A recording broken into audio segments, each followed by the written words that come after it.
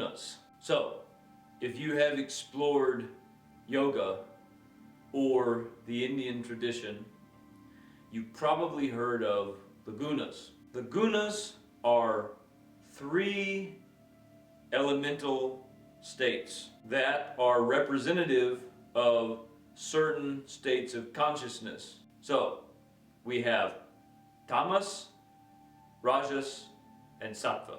These are the 3 gunas. And in terms of rooted consciousness, in tamas we have the Muladhara and Svadhisthana. In rajas we have the Manipura and Anahata. In sattva we have the Vishuddhi and the Ajna. The Sahasrara is without a guna state. It is clear.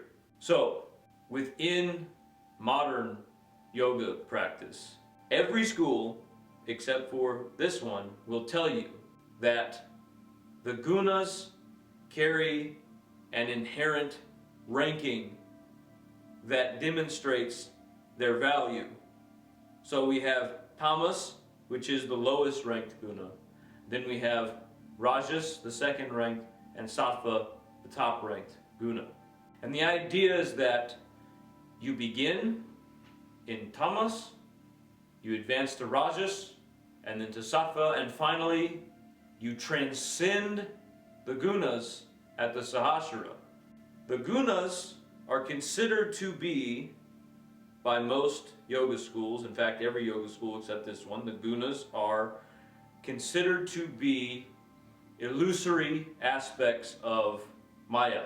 They're considered to be aspects of differentiation in the material world that should be rejected sequentially in a path of ascension to the God point, the monistic point, God consciousness. But if you apply the Aryan tradition properly, as we do in this school, you will know that the true illusion is the hierarchy of the gunas.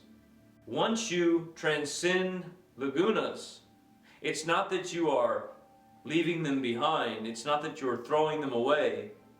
What you're trying to do is recognize that each of these gunas carries equal value, equal weight. And they are poisons that are to be integrated into the self on the left-hand path as part of a process of self-development, self-realization. So, it is true within the ancient traditions that there is a sequential process of advancing through the gunas.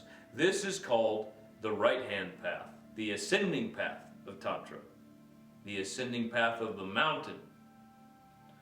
And we begin at the Muladhara in our Kundalini practice.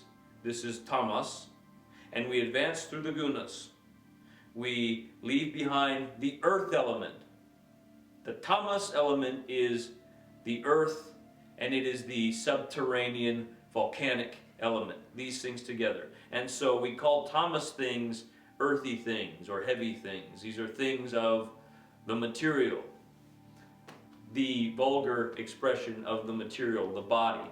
Then we have the rajas. So the rajas is the fiery element, and it is the electricity, it is the passion, okay? And we experience what is rajas in the Manipura and the Anahata.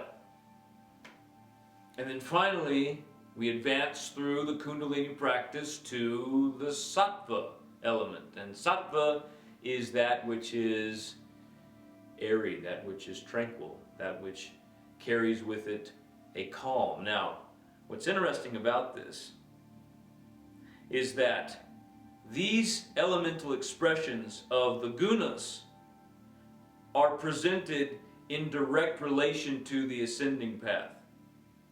So, while it may be true that on the ascending path, when you reach this point, on the right-hand path initiation, the Vishuddhi and the Ajna are points of tranquility and calm, you will find that in reality, in the fullest expression of the sattva element, these points carry just as much viciousness and turmoil as what can be found in the rajas and the tamas elements of consciousness.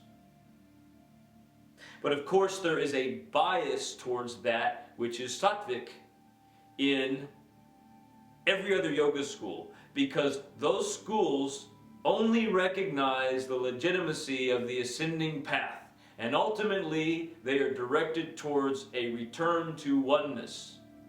They do not embrace the true expression of the left-hand path, which is the embrace, the affirmation of differentiated beauty. So, those who are able to access the true left-hand path reintegrate all of the gunas, and they recognize that each of the three gunas possess equal value, and they have the potential to be just as poisonous or just as medicinal as one another.